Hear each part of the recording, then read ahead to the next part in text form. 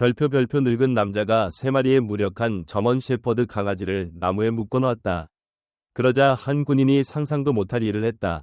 별표. 그들은 죽도록 내버려졌다. 아직 걸음마도 제대로 못하는 3마리의 저먼 셰퍼드 강아지가 얇은 밧줄로 나무에 묶여 뜨거운 태양 아래 버려졌다. 먹을 것도 물도 희망도 없었다. 사람들은 지나갔다. 어떤 이는 쳐다보고 어떤 이는 고개를 저었지만 아무도 멈추지 않았다. 군 복무를 마치고 보이지 않는 상처를 안고 돌아온 한 군인이 그들을 발견할 때까지 그가 한 행동은 모든 것을 바꿨다. 이 이야기는 두 번째 기회, 충성, 그리고 전사와 그가 구하기로 선택한 말없는 영혼들 사이에 끊을 수 없는 유대에 대한 믿음을 되찾아줄 것이다. 강원도 춘천 외곽의 작은 시골 마을. 늦여름에 건조하고 무자비한 더위는 숨을 앗아갈 정도였다. 땅은 갈라지고 야생 새들마저 숨을 곳을 찾았다. 하지만 과수원 끝자락의 떡갈나무에 묶인 3마리의 저먼 셰퍼드 강아지들에게는 숨을 곳이 없었다.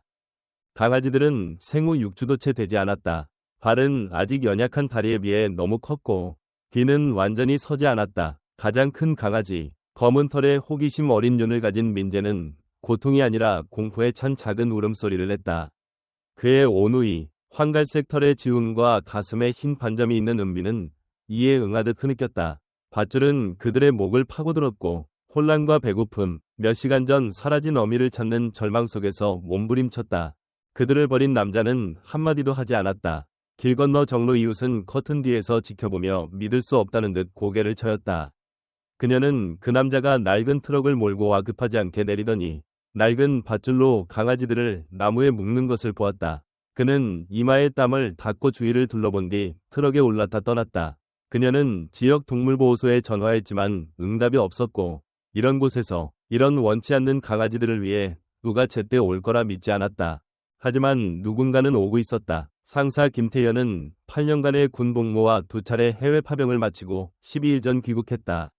그는 돌아가신 아버지의 재산을 정리하고 어쩌면 민간인으로서의 삶이 어떤 것인지 알아보려고 이곳에 왔다.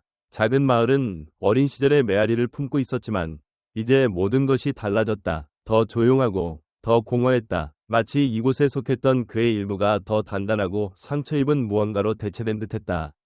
그날 오후 태연은 흙길을 따라 홀로 걸으며 본능적으로 지평선을 훑었다. 멀리 걷고 싶지는 않았다. 단지 가슴에 쌓인 압박을 떨쳐내기에 충분할 뿐이었다. 예전에는 침묵이 그를 위로했지만 이제는 귀가 울렸다. 그때 그는 소리를 들었다. 약하고 갈라진 울음소리. 그리고 또 하나. 처음에는 머릿속의 환청, 또 다른 기억의 유령인 줄 알았다. 하지만 다시 날카롭고 현실적으로 들렸다. 그는 소리를 따라 부서진 울타리를 지나 빈터를 가로질렀다. 그리고 그들을 보았다. 3마리의 강아지, 묶여있고 헐떡이며 거의 움직이지 않았다. 태연은 숨이 멎었다. 그는 앞으로 달려가 무릎을 꿇었다. 먼저 냄새가 그를 덮쳤다. 땀, 흙, 그리고 더 나쁜 것, 탈수, 공포. 황갈색 강아지는 눈이 흐릿하고 의식이 거의 없는 상태로 웅크리고 있었다. 가장 작은 강아지는 그의 그림자에 움찔했지만 가장 큰 검은 털 강아지는 약하게 으르렁거리며 일어서려 했다. 태연의 심장이 갈라졌다. 진정해. 그는 속삭였다. 너희를 해치지 않을게. 그는 주머니에서 작은 칼을 꺼내 밧줄을 조심스럽게 잘랐다. 하나씩 강아지들은 그의 품에 쓰러졌다. 뼈 위의 털뿐. 너무 가볍고 너무 조용했다. 그는 물통을 열어 손에 물을 조금 부어 부드럽게 내밀었다. 강아지들은 며칠 동안 아무것도 마시지 못한 듯 물을 마셨다. 그는 주위를 둘러보았다. 누가 이런 짓을 했을까? 분노가 가슴속에서 뜨겁게 떨리며 솟아올랐다. 하지만 그보다 더 깊은 무언가, 그가 제복과 함께 묻었다고 생각했던 책임감이 그를 끌어당겼다. 그는 강아지들을 품에 안았다. 마치 신성한 조각들처럼 나와 함께 가자. 그는 중얼거렸다. 이걸 그냥 지나칠 순 없어. 트럭으로 돌아가는 길, 가장 작은 강아지가 살짝 고개를 들어 그의 손목에 턱을 얹었다. 태연은 아직 몰랐지만 이건 단순한 구조가 아니었다. 그들과 그 자신을 위한 치유의 시작이었다. 태연에게는 계획이 없었다. 그는 강아지를 키운 적이 없었다. 군대는 폭발물 다루기, 적대적 지형 탐색, 전투 생존을 가르쳤지. 떨리고 영양실조에 걸린 3마리의 강아지를 돌보는 법은 아니었다. 그는 아버지의 오래된 차고로 그들을 데려갔다. 그곳은 여전히 기름, 톱밥, 그리고 희미한 추억의 냄새가 났다. 그는 구석을 치우고 낡은 침낭 2개를 깔아 강아지들을 그 위에 조심스럽게 내려놓았다. 너무나 가벼웠다. 가장 작은 강아지, 가슴에 흰 반점이 있는 은비는 거의 반응이 없었다. 태연이 움직일 때마다 고통을 예상하듯 흐느꼈다. 그는 그녀 곁에 무릎을 꿇고 마을에서 돌아오는 길에 사온 습식 사료 캔을 열었다.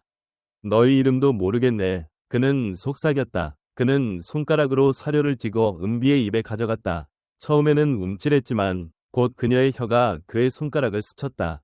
그녀의 작은 턱이 약하게 움직이며 씹었다. 다른 2마리도 따랐다. 지우는 배고프게 먹었고 민재는 한 입씩 삼키면서도 태연과 눈을 떼지 않았다.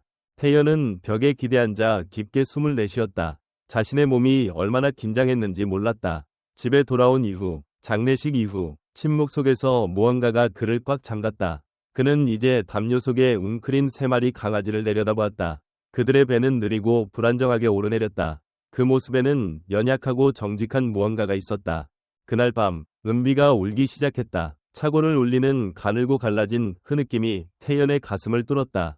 그는 즉시 일어나 심장이 야간 순찰 때처럼 뛰었다. 본능적으로 그들에게 다가가 통증, 부상, 고통의 징후를 확인했다. 은비는 떨고 있었다. 그는 그녀를 조심스럽게 안아 후드티 끝으로 감싸 가슴에 안았다. 괜찮아. 그는 중얼거렸다. 이제 안전해. 약속할게. 그녀는 조용해졌고 몇 달 만에 처음으로 그의 생각도 고요해졌다. 다음 날 아침, 태연은 뻣뻣한 몸으로 깨어났다. 여전히 벽에 기대앉아 있었다. 은비는 그의 팔 안쪽에서 잠들어 있었다. 다른 2마리는 그의 발치에 웅크리고 있었다. 그는 차고에 깨진 창문으로 들어오는 햇빛에 눈을 깜빡였다. 그는 강아지들을 키울 계획이 없었다. 건강해지면 구조단체나 기지에서 일하는 누군가에게 연락할 생각이었다. 이들은 평범한 강아지가 아니었다. 약한 상태에서도 그들의 움직임에서 알 수 있었다. 혈통이 강했다. 저먼 셰퍼드, 아마 경찰이나 군용으로 키워진 새끼들일 터였다. 누군가는 그들에게 많은 돈을 썼고 그럼에도 버렸다. 그는 이해할 수 없었다. 그날 오후, 태연은 강아지들을 처음으로 집 안으로 데려왔다. 아버지가 돌아가신 후 집은 텅 비었다. 먼지 덮인 가구, 카운터 위에 오래된 커피잔, 쌓인 우편물. 어머니가 돌아가신 후 이곳은 진정한 집이 아니었다. 아버지는 차갑고 단단해졌고 태연도 시간이 지나며 그렇게 변했다. 하지만 강아지들이 거실을 탐험하며 발로 넘어지고 테이블 다리를 킁킁거리며 벽난로 유리에 비친 자신에게 부드럽게 짖자 무언가가 바뀌기 시작했다. 그들은 따뜻함, 소음, 생명을 가져왔다. 지훈이 세탁 바구니에 전속력으로 달려가 넘어지자 태연은 웃음을 터뜨렸다. 진심 어린, 놀란 웃음이었다. 민재는 항의하듯 짖더니 태연 곁에 앉아 꼬리를 흔들며 날카롭고 익숙한 눈빛을 보냈다. 집중력, 충성심. 태연은 손을 뻗어 민재의 머리를 쓰다듬었다. 너 문제아지. 그렇지? 그는 말했다. 하지만 싸울 줄 알아. 그게 좋다. 그는 자신이 얼마나 공허했는지 무언가가 그 공간을 채울 때까지 깨닫지 못했다. 그의 내면, 부서지고 묻혔던 무언가가 움직이기 시작했다. 그들 모두에게 새로운 시작이었다. 태연이 강아지들을 아버지의 집으로 데려온 지 사흘이 지나자 이미 무언가가 변하고 있었다. 강아지들뿐만 아니라 그 자신도. 은비는 이제 망설임 없이 밥을 먹었다. 지우는 서툴고 충성스럽게 태연을 따라다녔다. 그리고 민재, 대담하고 경계심이 강하며 지나치게 똑똑한 그는 태연의 곁에서 마치 부대장의 명령을 기다리는 병사처럼 인내심과 인식, 조용한 기대를 보였다. 민재는 단순히 똑똑한 것이 아니었다. 특별했다. 그날 아침, 태연은 검은 커피를 마시며 베란다에 앉아 강아지들이 마당을 탐험하는 모습을 지켜보았다. 그는 창고에 남은 목재로 작은 울타리를 만들기 시작했다. 밤에 코요테로부터 그들을 보호하기 위해서였다. 그는 일을 하며 흥얼거리고 있었다. 전쟁 전 이후로 하지 않았던 일이었다. 그때 흙길에서 차 한 대가 느려졌다. 태연은 본능적으로 긴장했다. 검은 세단이 진입로 맞은편에 멈췄다. 엔진이 잠시 공회전하더니 틴티드 창문이 내려갔다. 60대 중반의 남자가 날카로운 눈빛으로 모자를 낮게 쓰고 밖으로 몸을 내밀었다. 김태연 씨? 남자가 소리쳤다. 태연은 커피잔을 든 채 일어섰다. 누구시죠? 남자는 미소 짓지 않았다. 내 이름은 박철수야. 여기 강아지들 있지. 태연은 대답하지 않았다. 박철수는 고개를 기울였다. 3마리 강아지. 저먼 셰퍼드. 경찰견 훈련용으로 키워진 귀한 새끼들이야. 왜 내가 그들을 가지고 있다고 생각하지? 태연이 천천히 말했다. 박철수는 눈을 깜빡이지 않았다. 내가 나흘 전 브리더 최민수에게서 그들을 데려오기로 했었는데 그가 다른 누군가가 데려갔다고 했어. 친구가 더 좋은 집으로 갔다고 하더군. 태연의 턱이 굳었다. 최민수. 아버지가 패키지를 받을 때 한두 번 본 이름이었다. 아버지는 브리더들과 거래했지만 태연은 신경 쓰지 않았다. 박철수는 마당을 바라보았다. 저기 강아지야? 민재가 베란다 끝에 서서 꼬리를 멈추고 귀를 세운 채 나타났다. 멋진 자세야. 박철수가 중얼거렸다. 저 녀석은 추진력이 있어. 그냥 강아지들이야. 태연이 앞으로 나서며 대답했다. 길가에서 구조했지. 박철수의 눈이 가늘어졌다. 너 민간인이 아니지. 그렇지? 태연은 침묵했다. 싸울 생각 없어. 박철수가 덧붙였다. 하지만 그 강아지들은 버려진 게 아니야. 숨겨진 거지. 그 늙은이가 정확히 뭘 했는지 알고 있었어. 태연의 목소리는 차분했지만 단호했다. 그 늙은이가 강아지들을 나무에 묶어 죽게 내버려뒀다면 금붕어도 키울 자격이 없어. 하물며 경찰견 새끼들은 말할 것도 없지. 박철수는 눈썹을 치켰다. 그래서 그게 너 거라고 생각해? 태연은 베란다에서 내려왔다. 아니, 누군가 관심을 가질 때까지 그들은 누구의 것도 아니야. 그리고 내가 나타났지. 긴 침묵이 흘렀다. 그러더니 박철수는 희미하게 미소 지었다. 그 녀석들 운이 좋았군. 태연이 대답하기 전에 그는 창문을 올리고 차를 몰아 먼지를 일으키며 떠났다. 태연은 심장이 두근거렸다. 두려움이 아니라 깨달음이었다. 이 강아지들은 단순히 버려진 것이 아니었다. 가치가 있었다. 그리고 이제 누군가는 그들이 어디 있는지 알았다. 그날 밤 태연은 창가에 앉아 문 옆에 산탄총을 세워놓았다. 강아지들은 크레이트에서 평화롭게 잠들어 있었다. 하지만 태연은 잠들지 않았다. 그의 마음은 질문으로 가득했다. 왜 누군가는 그들을 숨기려 했을까? 왜 죽도록 내버려뒀을까? 그리고 왜 민재는 군사적 집중력을 가진 강렬한 눈빛으로 그를 바라보았을까? 다음 날 아침, 태연은 아버지의 잠긴 서랍에서 파일을 발견했다. 안에는 계약서, 번식 인증서가 있었다. 반복적으로 등장하는 이름, K9 엘리트 전술 훈련 프로그램, 대전 지부, 그리고 민재와 똑같이 생긴 저먼 셰퍼드 사진 아래에는 이런 글씨가 있었다. 아버지, 맥시무스.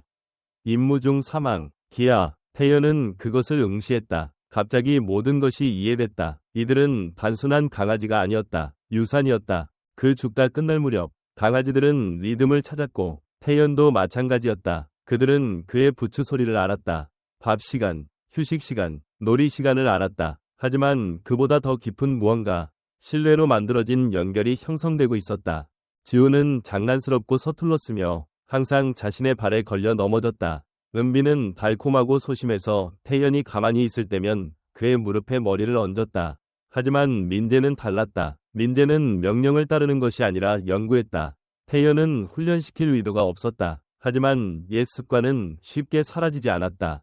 그는 테니스공을 던졌고 민재는 완벽한 집중력으로 그것을 물어왔다. 날카로운 휘파람을 불자 민재는 멈추고 돌아보고 100번 해본 듯 주목했다. 일반적인 강아지 행동이 아니었다. 전혀. 그날 아침 태연은 가설을 테스트해보기로 했다. 뒷마당의 넓은 푸른 하늘 아래 그는 빈통, 쓰레기통, 오래된 상자를 이용해 간단한 코스를 만들었다. 지우는 두 번째 코너에서 나비의 정신이 팔렸다. 은비는 중간에서 멈추고 불안해하며 얼어붙었다.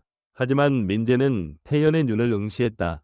멈춰. 태연이 말했다. 민재는 앉았다. 와. 민재는 움직였다. 엎드려. 그리고 민재는 1초도 안 되어 바닥에 납작 엎드렸다. 태연은 심장이 쿵쾅거리며 쳐다보았다. 그는 민재 곁에 무릎을 꿇고 등에 손을 얹었다. 전에 해본 적이 있지. 그렇지? 그는 중얼거렸다. 아니면 그냥 내 혈통에 있는 건가? 민재는 움직이지 않고 눈도 깜빡이지 않았다. 그는 기다렸다. 준비된 상태로 현존하며 태연은 몇 년 만에 처음으로 느꼈다. 목적. 그날 오후 그는 파일을 다시 열었다. 그는 맥시무스의 이름을 따라갔다. 시리아에서 매복 중 3명의 병사를 구하고 임무 중 사망한 최고의 전투견. 그리고 이제 그의 아들이 태연의 지붕 아래 잠들어 있었다. 갑자기 모든 것이 이해됐다. 민재의 지능, 규율, 눈 속의 불꽃. 이 강아지들은 군 복무를 위해 태어났고 누군가는 그들을 지우려 했다. 그날 밤 태연은 잠을 이루지 못했다. 그는 복도를 서성이며 마음이 달렸다. 왜 브리더 최민수가 그들을 놓아줬을까? 왜 프로그램에 전화하지 않고 묶어놨을까? 그는 뭘 숨기고 있었을까? 그의 생각은 밖에서 나는 소리에 끊겼다. 쿵. 그리고 또 한 번. 태연은 얼어붙었다. 창문으로 다가가 창고 근처에서 움직임을 보았다. 그림자, 사람의 형체, 누군가 그의 땅에 있었다. 그는 주저하지 않았다. 산탄총을 들고 훈련된 침묵으로 문을 열고 베란다로 나갔다. 달빛이 자갈길을 비췄다. 도구 창고 근처에서 손전등을 든 남자가 웅크리고 주위를 살피고 있었다. 야, 태연이 소리쳤다. 남자는 멈췄다가 도망쳤다. 태연은 쏘지 않았다. 하지만 민재가 더 충격적인 일을 했다. 강아지는 그를 앞질러 달려나가 강아지가 낼 수 없는 깊고 명령적인 짖음으로 짖었다. 그는 빠르게 그의 온우이보다 태연이 예상한 것보다 빠르게 움직여 태연과 침입자의 탈출 경로 사이에 자리를 잡았다. 남자는 놀라 넘어져 흙바닥에 세게 떨어진 뒤 차로 기어들어가 도로를 달아났다. 태연은 민재를 안아올리며 심장이 쿵쾅거렸다. 너 방금 경계를 지켰어. 그는 속삭였다. 겁먹지 않았지. 보호한 거야. 민재는 그의 턱을 한번 핥고 그의 품에서 침착하게 쉬었다. 그 순간 태연은 알았다. 이건 단순한 애완동물이 아니었다. 파트너였다. 다음 날 아침 그는 결정을 내렸다. 그는 그들을 포기하지 않을 것이다. 프로그램에도 보호소에도 그리고 그들을 죽이려는 누구에게도 그들은 더 이상 단순한 강아지가 아니었다. 그의 임무였고 그는 그들을 실망시키지 않을 것이다. 태연은 전쟁에서 공포를 보았지만 누군가가 한밤중에 그의 땅에 몰래 들어와 강아지들을 노리는 생각만큼 그를 흔든 것은 없었다. 전날 밤 민재의 대담한 방언은 그의 결심을 더 깊게 했다. 이 강아지들은 버려지거나 잊힌 것이 아니었다. 원해지고 추적되고 잘못된 이유로 해가 뜨자 태연은 민재를 조수석에 태우고 마을로 차를 몰았다. 민재는 똑바로 앉아 경계하며 마치 그곳에 속해 있고 세상이 완전히 안전하지 않다는 것을 알고 싸울 준비가 된 듯했다. 태연은 보안관 사무실 뒤 자갈 주차장에 차를 세웠다. 보안관 이재원은 태연이 10대 때부터 그를 알았고 회색 머리와 깊은 목소리를 가진 덩치 큰 남자로 변함없었다. 이재원은 태연이 들어오자 의자에 기대며 민재를 보며 눈을 가늘게 떴다. 김태연 상사 아니야? 그는 말했다. 저건 새 부대원인가? 태연은 미소를 지으며 말했다. 도움이 필요합니다. 이재훈은 태연이 모든 것을 설명하는 동안 주의 깊게 들었다. 버려진 강아지들. 아버지 책상에서 찾은 파일, 박철수의 방문, 창고 밖의 그림자. 태연이 말을 마치자 이재훈은 몸을 앞으로 기울였다. 프로그램에 대해 틀린 말 아니야. 그는 말했다. K9 엘리트 전술. 민간이지만 자금이 많고 나쁜 평판을 싫어하지. 몇 번 사고가 있었어. 어떤 사고요? 태연이 물었다. 실패한 새끼들. 성격 문제. 한 번은 새끼 셋을 너무 일찍 팔았어. 한 마리가 공격적으로 변해서 아이를 물었지. 태연의 턱이 굳었다. 그래서 은폐했어. 이재우가 계속했다. 강아지들을 조용히 치우거나 브리더가 그렇게 했지.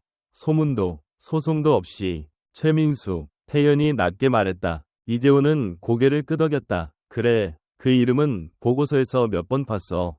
프로그램을 위해 번식하고 강아지들을 혹사시키며 질문받는 걸 싫어하지. 태연은 그의 부츠 옆에서 침착하게 쉬고 있는 민재를 내려다보았다. 이 녀석은 위험하지 않아요. 그는 단호히 말했다. 규율 있고 똑똑하고 보호적이에요. 이 녀석보다 충성심 없는 병사들도 봤습니다.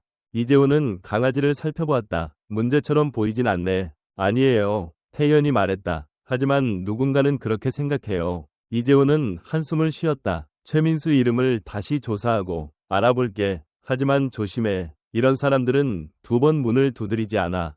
집으로 돌아온 태연은 단순히 보호받는 기분이 아니라 사냥당하는 기분이었다. 그는 창문을 보강했다. 강아지 크레이트를 자신의 방으로 옮겼다. 산탄총을 장전해 손이 닿는 곳에 두었다. 그날 저녁 강아지들에게 밥을 주고 그들 옆 바닥에 앉아 다시 폴더를 꺼냈다. 민재는 그의 다리에 기대어 꼬리를 느리게 쳤다. 태연은 혈통 차트를 손가락으로 따라갔다. 맥시무스, 시리아 전투 중 사망, 메달 수상자, 어미 델리아는 아직 살아서 프로그램 소유의 번식 농장에 있었다. 그리고 페이지 하단에 손으로 쓴 메모가 있었다. 배치 009A, 불안정 새끼, 2마리 불안정, 주말까지 폐기. 태연의 숨이 멎었다. 불안정, 폐기. 그들이 하려던 일이었다. 그의 손이 종이를 꽉 쥐었다. 너희는 절대 살아남지 못했을 거야. 그는 속삭였다. 그리고 이제 누군가는 브리더가 시작한 일을 끝내려고 해. 태연은 일어나 3마리 강아지를 보았다. 은비는 꿈을 꾸며 발을 떨며 등을 대고 자고 있었다. 지우는 소파 쿠션 가장자리를 씹고 있었다. 그리고 민재는 그를 바라보고 있었다.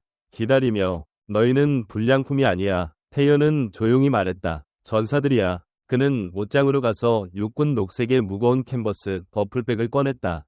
귀국 후 처음 만진 것이었다. 안에는 그가 남겨둔 모든 것, 훈련 장갑, 유틸리티 장비, 호루라기, 그리고 목적이 있었다. 그는 그들을 단순히 보호하는 데 그치지 않을 것이다. 훈련시킬 것이다. 강하게 만들 것이다. 보여줄 것이다. 누군가가 그들을 지우려 한다면 먼저 그를 거쳐야 할 것이다. 아침은 여느 때와 같았다. 강아지들은 점점 강해졌다. 지우는 살이 쪘다. 은비의 꼬리는 더 자신감 있게 흔들렸다. 민재는 늘 경계하며 태연의 목소리에 마치 그를 위해 태어난 듯 반응했다. 태연은 집 뒤 땅에 작은 장애물 코스를 만들었다. 타이어로 만든 터널, 폐목재로 만든 점프대, 오래된 장갑과 참치 캔으로 만든 냄새 스테이션. 단순한 호기심으로 시작된 것이 루틴이 되었다. 민재는 뛰어났다. 자세, 타이밍, 태연의 모든 명령에 고정된 눈빛은 태연이 병사들에게 훈련시켰던 규율과 같았다. 본능이 아니었다. 더 깊은 무언가, 마치 민재가 그를 선택한 것 같았다. 잘했어. 민재가 완벽한 코스를 마친 후 태연은 속삭였다. 민재의 꼬리가 자랑스럽게 한 번 쳤다. 집안에서 태연은 다시 폴더를 확인했다. 배치 0099A, 불안정으로 인해 거부됨. 하지만 불안정도, 공격성도, 그들이 겪은 일을 정당화할 만한 것은 없었다. 왜일까? 그는 종이를 응시하던 중 은비가 짖기 시작했다. 짧고 높은 소리. 장난스럽거나 흥분한 것이 아니라 경고였다. 태연은 벌떡 일어나 창문으로 갔다. 검은 SUV가 집으로 이어지는 흙길에 들어섰다. 빠르지도 느리지도 의도적이었다. 그는 산탄총을 들고 민재를 따라 자세를 낮추고 귀를 세운 채 베란다로 나갔다. SUV는 20야드 떨어진 곳에서 멈췄다. 엔진이 공회전하다가 문이 열렸다. 박철수가 아니었다. 젊은 남자가 내렸다. 날씬하고 날카로운 정장, 선글라스. 그는 미소 짓지 않고 소리치지 않았다. 차 옆에 서서 손을 주머니에 넣고 렌즈 뒤로 눈을 숨겼다. 도와드릴까요? 태연이 소리쳤다. 남자는 고개를 기울였다. 김태연 씨, 당신이 가지지 말아야 할 것을 가지고 있다고 믿습니다. 태연은 꿈쩍하지 않았다. 집을 잘못 찾으셨군요. 그렇지 않을 겁니다. 남자가 대답했다. 당신은 K9 엘리트 전술 훈련 프로그램의 기밀 품종 저먼 셰퍼드 3마리를 소유하고 있습니다. 그들을 회수하러 왔습니다. 소유? 태연이 차갑게 말했다. 누군가가 나무에 묶어 죽게 내버려둔 강아지들을 말하는 겁니까? 그들은 제거 예정이었습니다. 남자가 침착하게 말했다. 우리 감독의 결정이었죠. 당신이 간섭하지 말았어야 했습니다. 죽이려 했잖아요. 우리는 실수를 바로잡으려 했을 뿐입니다. 태연의 손가락이 산탄총에 하얗게 변했다.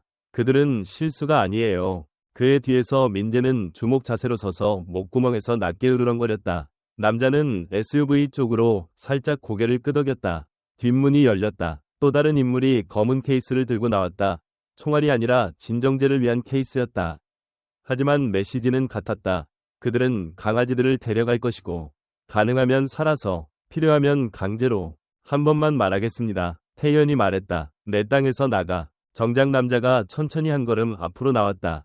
당신은 군인이었죠. 김태연 씨, 어떻게 작동하는지 알잖아요. 명령은 명령입니다. 당신은 그들을 보호한다고 생각하지만 필연적인 것을 늦추는 것뿐이에요. 태연은 산탄총을 한치 올렸다. 난 아무것도 늦추지 않아. 멈추게 할 거야. 남자는 망설이며 민재를 보았다. 이미 유대가 형성됐군. 그는 중얼거렸다. 놀라워. 그리고 그는 파트너에게 고개를 끄덕였다. 케이스를 든 남자가 집 쪽으로 움직이기 시작했다. 태연은 쏘지 않았다. 아직은. 대신 민재가 돌진했다. 검은 근육의 성광처럼 그는 몇 초 만에 그들 사이의 공간을 가르고 남자의 경로 앞에 서서 강아지가 낼 수 없는 맹렬한 짖음으로 짖었다. 짖음이 언덕에 울렸다. 은비와 지훈도 합세했다. 작지만 단호하게. 그들은 침입자를 둘러싸고 으르렁거리며 위험과 집 사이에 살아있는 벽을 형성했다. 케이스를 든 남자는 천천히 물러났다. 리더는 태연을 마지막으로 한번 보고 SUV로 돌아갔다. 한마디 없이 차는 후진하며 먼지를 일으키고 도로 아래로 사라졌다. 태연의 심장이 쿵쾅거렸다. 그는 민재 곁에 무릎을 꿇고 양손으로 그의 얼굴을 잡았다. 너는 그들을 보호하기로 선택했어. 그는 속삭였다. 나처럼. 그날 밤 태연은 모든 문을 잠갔다. 하지만 처음으로 그는 혼자가 아니었다. 이건 더 이상 강아지를 구하는 것에 관한 것이 아니었다. 더 큰 것에 맞서는 것이었다. 그리고 오랜만에 김태현에게 싸울 이유가 생겼고 그의 곁에서 함께 싸울 누군가가 있었다. 더 이상 차는 오지 않았고 직접적인 위협도 없었다. 단지 침묵뿐. 하지만 태연은 끝난 것이 아님을 알았다. 그래서 그는 모든 것을 모았다. 파일, 증거, 사진, 그리고 이재호 보안관에게 넘겼다. 조사가 시작되었다. 몇 주 후 K9 엘리트 전술 훈련 프로그램이 폭로되었다. 최민수는 체포되었다. 정의가 마침내 실현되었다. 그리고 그들은 남았다. 지호는 자폐 스펙트럼을 가진 어린 소년과 함께 지내게 되었다. 은비는 은퇴한 군인 미망인에게 입양되었고 그녀는 은비를 만난 후 몇 년 만에 처음으로 미소 지었다고 했다. 그리고 민재는 태연의 곁을 떠나지 않았다. 그들은 함께 훈련했다. 함께 치유했다. 이제 그들은 학교, 재향군인 센터, 지역보호소를 방문하며 거부당한 이들조차 두 번째 기회를 받을 자격이 있음을 모두에게 상기시킨다. 태연이 이제 민재를 볼 때 그는 단순한 강아지가 아니라 구원을 본다.